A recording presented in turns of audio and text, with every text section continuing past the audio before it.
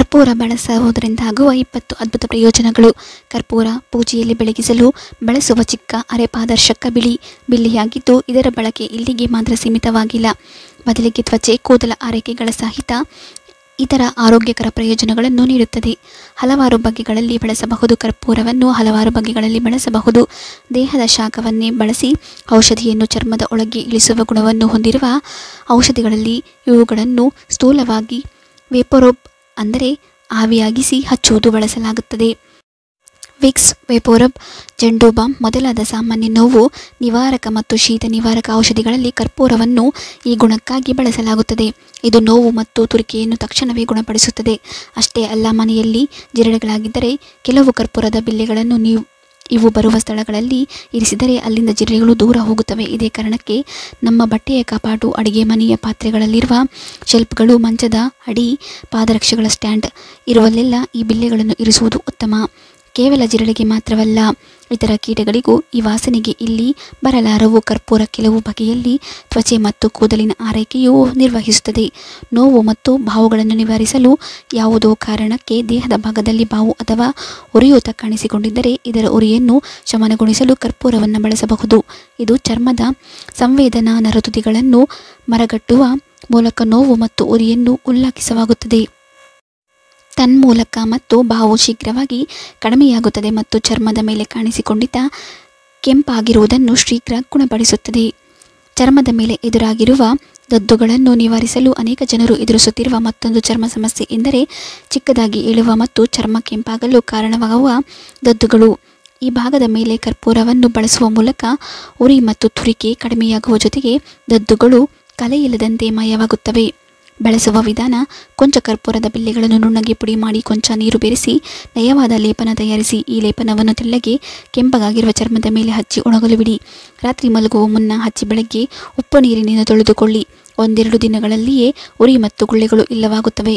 ಆದರೂ ಮತ್ತೊಮ್ಮೆ ಬಾರದಿರಲು ಇನ್ನು ಕೆಲವು ದಿನಗಳವರೆಗೆ ಇದರ ಬಳಕೆಯನ್ನು ಮುಂದುವರಿಸಿ. ಉಗುರುಗಳಲ್ಲಿ ಎದುರಾಗುವ ಶಿಲೀಂಧ್ರಗಳ ಸೋಂಕು ನಿವಾರಿಸಲು ಅಥವಾ ಉಗುರುಗಳ ಶಿಲೀಂಧ್ರ ಸೋಂಕು ನಿವಾರಣೆಗೆ ಕೆಲವು ವೈದ್ಯರು ಔಷಧಿಗಳನ್ನು ಸೇವಿಸಲು ನೀಡಬಹುದು. ಇದರ ಜೊತೆಗೆ ಉಗುರುಗಳ ಮೇಲೆ ಹಚ್ಚಲು ವೇಪೋರಬ್ ನಂತರ ಕೆಲವು ಕ್ರೀಮ್ಗಳನ್ನು ನೀಡಬಹುದು. ಸಾಮಾನ್ಯವಾಗಿ ಈ ಕ್ರೀಮ್ಗಳಲ್ಲಿಯೂ ಕರ್ಪೂರದ ಅಂಶ ಇರುತ್ತದೆ. ಒಂದು ವೇಳೆ ನಿಮ್ಮ ಉಗುರುಗಳಿಗೆ ಎದುರಾಗಿರುವ ಸೋಂಕು ಅಥವಾ ಎಂಬ ಪ್ರಭೇದಗಳಿಂದ ಉಂಟಾಗಿದ್ದರೆ ಇವುಗಳಿಗೆ ಕರ್ಪೂರ ಬಳಕೆಯೇ ಸಾಕಾಗಿರುತ್ತದೆ. ಎಕ್ಸಿಮಾ ಚರ್ಮವ್ಯಾಧಿಗಳನ್ನು ಗುಣಪಡಿಸಲು. ಮಕ್ಕಳು ಮತ್ತು ಹಿರಿಯರಲ್ಲಿ ಎದುರಾಗುವ ಎಕ್ಸಿಮಾ ಎಂಬ ಚರ್ಮದ ಕಾಯಿಲೆ ಅಪಾರ ತುರಿಕೆ ಮತ್ತು ಉರಿಯಿಂದ ಕೂಡಿರುತ್ತದೆ. ಇದನ್ನು ಗುಣಪಡಿಸಲು ಕರ್ಪೂರವನ್ನು ಬಳಸಬಹುದು. ಇದು ಉರಿಯನ್ನು ತಕ್ಷಣವೇ ಶಮನಗೊಳಿಸಿ ಶೀಘ್ರ ಗುಣವಾಗಲು ನೆರವಾಗುತ್ತದೆ. ಇದೇ ಕಾರಣಕ್ಕೆ ಎಕ್ಸಿಮಾ ಚಿಕಿತ್ಸೆಗೆ ನೀಡಲಾಗುವ ಮುಲಾಮು ಮತ್ತು ಲೋಷನ್ಗಳಲ್ಲಿ ಕರ್ಪೂರವನ್ನು ಪ್ರಮುಖ ಅಂಶವಾಗಿ ಬಳಸಲಾಗಿರುತ್ತದೆ. 6. ಸುಖನಿದ್ರೆಗೆ ನೆರವಾಗಲು. ಕರ್ಪೂರದ ಸುಗಂಧ ಮನಸ್ಸಿಗೆ ಆಹ್ಲಾದ ನೀಡುವಂತಾಗಿದೆ ಹಾಗೂ ಸುಖನಿದ್ರೆ ಆವರಿಸಲು ನೆರವಾಗುತ್ತದೆ. ಬಳಸುವ ವಿಧಾನ: ಇದಕ್ಕೆ ಕರ್ಪೂರ ತೈಲದ ಅವಶ್ಯಕತೆ ಇದೆ. ಮಲಗುವ ಮುನ್ನ ತಲೆದಿಂಬಿನ ಒಂದು ಮೂಲೆಯಲ್ಲಿ ಕೆಲವು ತೊಟ್ಟುಗಳನ್ನು ಚೆಲ್ಲಿದರೆ ಸಾಕು. 7. ಶೀತ ಮತ್ತು ಕೆಮ್ಮನ್ನು ನಿವಾರಿಸಲು. ಶೀತ ಮತ್ತು ಕೆಮ್ಮಿಗೆ ಚಿಕಿತ್ಸೆ ನೀಡಲು ಕರ್ಪೂರ ಸಹಾಯ ಮಾಡುತ್ತದೆ ಮತ್ತು ಗಂಟಲಿನಲ್ಲಿ ಕಟ್ಟಿಕೊಂಡಿದ್ದ ಕಫವನ್ನು ನಿವಾರಿಸಲು ನೆರವಾಗುತ್ತದೆ. ಇದೇ ಕಾರಣಕ್ಕೆ ಕರ್ಪೂರದ ಎಣ್ಣೆಯನ್ನು ಕೆಲವರು ವೇಪೋರಬ್ ಹಾಗೂ ಕಫ ನಿವಾರಣೆಗಳಲ್ಲಿ ಪ್ರಮುಖ ಘಟಕವಾಗಿ ಬಳಸಲಾಗುತ್ತದೆ. ಬಳಸುವ ವಿಧಾನ: ನಿಮ್ಮ ಎದೆ ಮತ್ತು ಬೆನ್ನಿನ ಭಾಗದಲ್ಲಿ ರಾತ್ರಿ ಮಲಗುವ ಮುನ್ನ ಕೆಲವು ತೊಟ್ಟುಗಳನ್ನು ಹಾಕಿ ನಯವಾಗಿ ಮಸಾಜ್ ಮಾಡಿ. ಅಷ್ಟೇ, ಮರುದಿನ ಬೆಳಗಿದ್ದಾಗ ಶೀತ ಕೆಮ್ಮು ಇರುವುದಿಲ್ಲ. ಕೂದಲ ಬೆಳವಣಿಗೆ ಹೆಚ್ಚಿಸಲು. ಕೂದಲು ಉದುರಿ ತಲೆ ಬೋಳಾದಂತೆ ಅನಿಸಿದರೆ ಇದಕ್ಕೆ ಹಲವಾರು ಕಾರಣಗಳಿರಬಹುದು. ಕೂದಲ ಆರೈಕೆಯ ಕೊರತೆ ಮತ್ತು ಪ್ರಬಲ ರಾಸಾಯನಿಕಗಳಿರುವ ಪ್ರಸಾದಗಳ ಪ್ರಯೋಗ ಇವುಗಳಲ್ಲಿ ಪ್ರಮುಖವಾಗಿದೆ. ಇದನ್ನು ಮೊದಲು ನಿಲ್ಲಿಸಿ ಕರ್ಪೂರದ ಎಣ್ಣೆಯನ್ನು ಬಳಸಲು ಪ್ರಾರಂಭಿಸಿ. ಅತ್ಯಲ್ಪ ಪ್ರಮಾಣದ ಎಣ್ಣೆಯನ್ನು ನೆತ್ತಿಯ ಚರ್ಮ ಭಾಗದಲ್ಲಿ ಪ್ರತಿ ಕೂದಲ ಬುಡಕ್ಕೆ ತಾಕುವಂತೆ ಮಸಾಜ್ ಮಾಡಿಕೊಳ್ಳಿ. ಇದು ಕೂದಲನ್ನು ಮೃದುವಾಗಿಸುವ ಜೊತೆಗೆ ಹೊಸ ಕೂದಲನ್ನು ಹುಟ್ಟುವಂತೆ ಮಾಡಿ ಕೂದಲನ್ನು ಮತ್ತೆ ಸೊಂಪಾಗಿಸುತ್ತದೆ. ಬಳಸುವ ವಿಧಾನ: ಕರ್ಪೂರದ ತೈಲ ಅತಿ ಪ್ರಬಲವಾದ ಕಾರಣ ಇವನ್ನು ನೇರವಾಗಿ ಹಚ್ಚುವ ಬದಲು ನಿಮ್ಮ ನಿತ್ಯದ ಬಳಕೆಯ ಎಣ್ಣೆ ಅಥವಾ ಕೊಬ್ಬರಿ ಎಣ್ಣೆಯಲ್ಲಿ ಬೆರೆಸಿ. 1 ಪ್ರಮಾಣದ ಕರ್ಪೂರದ ತೈಲಕ್ಕೆ 10 ಪ್ರಮಾಣದ ಕೊಬ್ಬರಿ ಎಣ್ಣೆ ಬೆರೆಸಿ. ಈ ಮಿಶ್ರಣವನ್ನು ನಿಮ್ಮ ತೈಲದ ಎಣ್ಣೆಯ ರೂಪದಲ್ಲಿ ಬಳಸುತ್ತಾ ಬನ್ನಿ. ರಾತ್ರಿ ಮಲಗುವ ಮುನ್ನವೂ ತಲೆಗೆ ಮಸಾಜ್ ಮಾಡಿಕೊಂಡು ಹಚ್ಚಿ ಮರುದಿನ ಬೆಳಗ್ಗೆ ಸ್ನಾನ ಮಾಡಿ.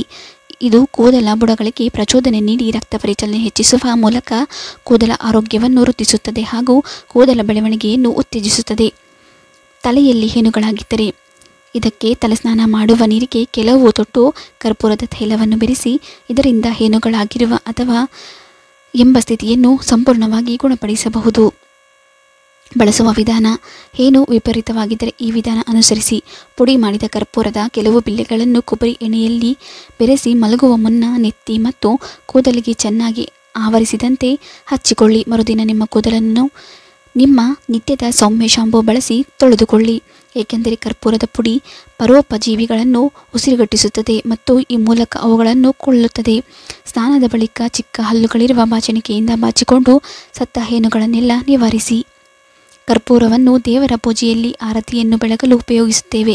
ಇದನ್ನು ಪೂಜೆ ಮಾಡುವಾಗ ಮನಸ್ಸಿಗೆ ಅದೆಷ್ಟೋ ತೃಪ್ತಿ ಸಿಗುತ್ತದೆ. ಕರ್ಪೂರದಲ್ಲಿ ಪ್ರಮುಖವಾದುದು ಆರತಿ ಕರ್ಪೂರ ಮತ್ತು ಪಚ್ಚೆ ಕರ್ಪೂರ. ಇದನ್ನು ಮಂಗಳಾರತಿ ಮಾಡಲು ಉಪಯೋಗಿಸುತ್ತಾರೆ. ಇದು ಒಳ್ಳೆಯ ಸುಗಂಧ ದ್ರವ್ಯವನ್ನು ಕೂಡ ಹೌದು. ಕರ್ಪೂರದಿಂದ ನಾನಾ ಯೋಜನೆಗಳನ್ನು ಸಹ ತಯಾರಿಸುತ್ತಾರೆ. ಮನೆಯಲ್ಲಿ ಪ್ರತಿದಿನವೂ ಕರ್ಪೂರದಿಂದ ದೇವರಿಗೆ ಮಂಗಳಾರತಿ ಮಾಡಿದರೆ ಆ ಹೊಗೆಯು ಗಾಳಿಯಲ್ಲಿ ಬೆರೆತು ವಾತಾವರಣವನ್ನು ಶುಚಿಗೊಳಿಸಿ ಪವಿತ್ರತೆಯನ್ನು ತಂದೊಡ್ಡುತ್ತದೆ. ಇದರ ಉಪಯೋಗಗಳು ಇಲ್ಲಿವೆ ನೋಡಿ. ಚಿಟಿಕೆಯಷ್ಟು ಪಚ್ಚೆ ಕರ್ಪೂರವನ್ನು ಪ್ರತಿದಿನವೂ ತೆಗೆದುಕೊಂಡರೆ ಅದು ಕಡಿಮೆ ಮಾಡುವುದಲ್ಲದೆ ಸೋಂಕನ್ನು ಕೂಡ ಕಡಿಮೆ ಮಾಡುತ್ತದೆ.